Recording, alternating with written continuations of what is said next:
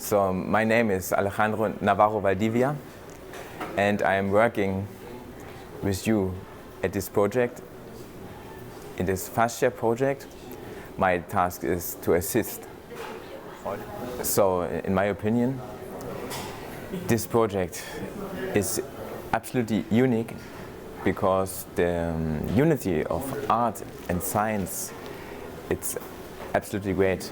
Yeah. My task before this project was only to remove fascia. And now we keep the fascia. It's our important thing to keep the fascia, and I see how complicated in detail the fascia is, the network of the fascia, and how important it is for the human being.